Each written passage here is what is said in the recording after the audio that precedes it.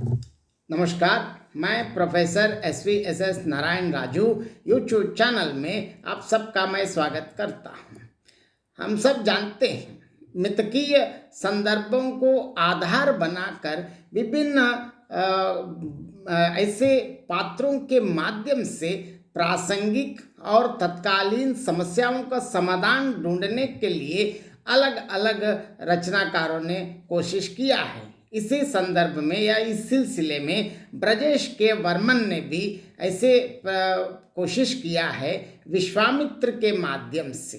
विश्वामित्र के द्वारा वास्तव में वेदकालीन राष्ट्र, वेद मतलब ऋग्वेद के आधार पर, इसके लिए बहुत बढ़िया आगे मैं चर्चा करूंगा। इसमें विश्वामित्र को ऐसे चित्र प्रस्तुत किया है, दलित तथा पतितों के उद्धारक के रूप में विश्वामित्र को किस प्रकार प्रस्तुत किया है, अब हम देखेंगे। विश्वामित्र क्षत्रियत्व से बरे हुए ब्रह्मर्षि हैं। वे पहले राजा थे। उन्होंने अपने राज्यत्व छोड़कर तपस्या की और ब्रह्मर्षि तक बन गए। उनको ठीक तरह मालूम है कि राज्य क्या है, राजा कौन है, प्रजा कौन है, हर एक का धर्म क्या है। उनको यह भी अच्छी तरह मालूम है कि दुर्बलों को ही राजा की अधिक देखरेख की आवश्यकता है, लेकिन जब राजा ही अन्यायी बन जाए तो क्या हाल होगा राज्य की। इंद्र के शासन में यही हालत देखा है विश्वामित्र ने। ब्रजेश के वर्मन कृत उपन्यास विश्वामित्र का जो विश्वामित्र एक संविधान सम्मत समतामूलक प्रगतिशील राष्ट्र निर्माण के लिए कृत संकल्प है। उसके लिए पहले उन्होंने कठिन साधना द्वारा क्षत्रियत्व से ब्राह्मणत्व को प्राप्त किया। उनका ब्राह्मणत्व उस समाज के नीच जाति संकल्प पर बड़ा आघात पहुंचाता है। दलित नेता जीवा को उन्होंने साथ लिया, उसके भरोसे पर इंद्र के विरुद्ध युद्ध किया। जीवा विश्वामित्र की परिभाषा में ब्राह्मण बन गया। इंद्र के विरुद्ध युद्ध तो प्रथम दृष्टि में पराजय था, पर जिन मुद्दों को लेकर युद्ध छिड़ा वे संसार के सामने ज्वलंत समस्या बनकर रह गए। पर इतिहास गवाह है कि सभी महत्वपूर्ण युद्धों की यही नतीजा है। समाज को भेदभावहीन या भेदभाव रहित बनाने के काम में विश्वामित्र लगे रहते हैं। विश्वामित्र मानते हैं कि दासों से बड़ा समाज आत्मविश्वासहीन और षड्यंत्रों से बड़ा होता है। एक समतुल्य समाज ही शांतिपूर्ण जीवन जी सकता है। इसीलिए उन्होंने वेद सम्मत राष्ट्र की संकल्पना सामने रखी है। वे जानते हैं कि ऋग्वेद तो समरस चेतना का संस्थापक है, जहां वेद कम, एकता की बात अधिक है। लेकिन स्वार्थी और पदच्युत इंसानों के हाथ में पड़कर वेद भी मलिन हो गया, समाज भी मलिन हो गया। उन बेइंसानियत कर्मों को राजा लोग तक धर्म और नीति मानने लगे तो सामान्य जनता का जीवन नरक बन गया। दुर्बलों की दुर्गति ही हो गई। नवीन उत्पादन व्यवस्था चातुर्वर्ण को तोड़े बिना नहीं बनाया जा सकता। विश्वामित्र के अनुसार न्याय की संस्थापना की आवश्यकता है। उनके विश्वामित्र के शब्दों में देखेंगे, न्याय एक व्यवस्था संचालन है। संतुलित कर्म और न्याय की व्यवस्था ही राज्य संचालन की धुरी है। स्त्रियों की हालत पर विश्वामित्र दुखी हैं। अहल्या से इंद्र ने जो धोखा दिया, उस मुद्दे को लेकर उन्होंने इंद्र से युद्ध किया। वास्तव में यह एक प्रत्यक्ष कारण था, इसे हम निमित्त कहते हैं। इंद्र के शासन में दुर्बलों को किसी प्रकार की सुरक्षा नहीं थी। भारत अधर्मों से भरा गया था। उदाहरण के लिए धर्म से बाहर आकर भारत को एक करने का कोई अभियान इतनी व्यापक अवधारणा थी कि वह इंद्र के समझ के बाहर की बात थी। इंद्र अपने राजा होने की हालत को लेकर अंधा हो गया था। वह अपने अधिकार को केवल भोग विलास के लिए प्रयोग करता रहता है। वह अपनी पत्नी तक को न्याय का पालन नहीं कर पाता है।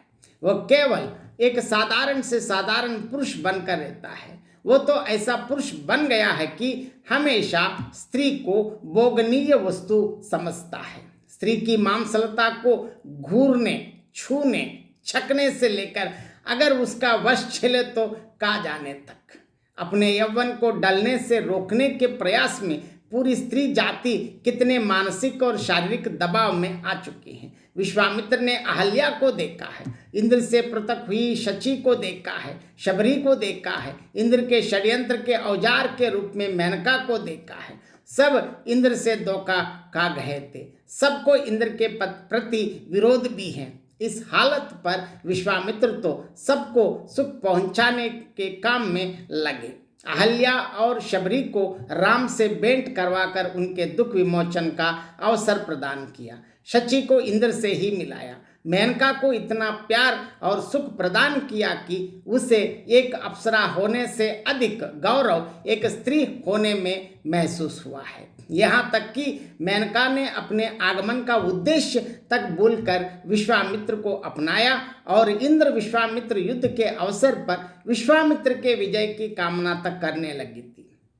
इन युद्धों पर विश्वामित्र का हर कदम विजय का झंडा फहराता ही रहा। जाति व्यवस्था द्वारा मनुष्य को ऊंच नीच गिनना कितना अपमानजनक है, अत्याचार है। इससे मुक्ति पाए बिना समता मूलक समाज की सृष्टि नहीं होगी। इस पर विश्वामित्र का विचार इस प्रकार है कि जब तक हम समाज को जातियों से परिभाषित करेंगे तब तक अत्याचार से भी मुक्ति नहीं मिलेगी।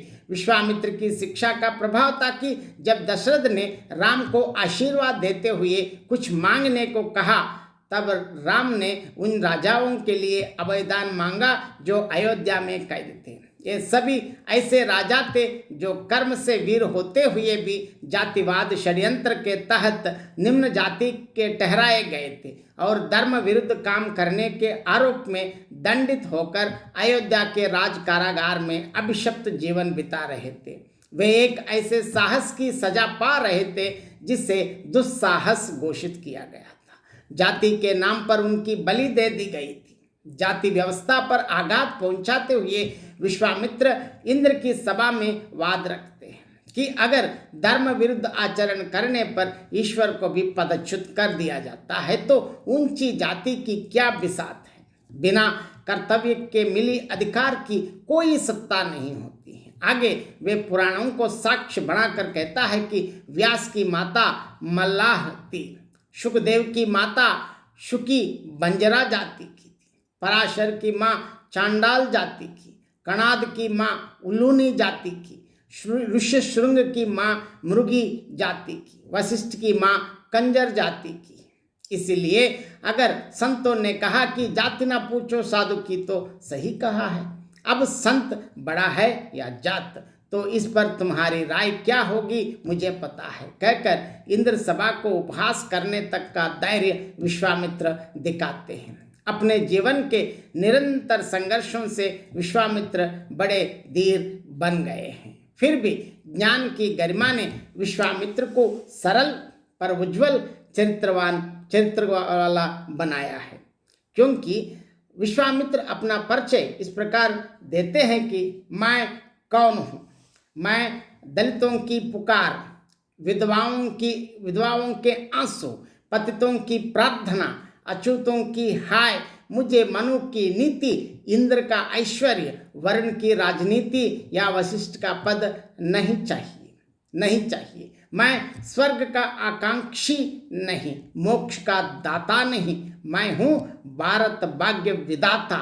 मैं एक सामान्य धरती पुत्र हूँ और इसलिए मैं हूँ भारत राष्ट्र। यह मैं इस वाक्य के द्वारा ब्रजेश के वर्मन ने वास्तव में जिस प्रकार का भारत देखना चाहते हैं, इसको मैं दोबारा विश्वामित्र के शब्दों को मैं और एक बार कहना चाहता हूँ।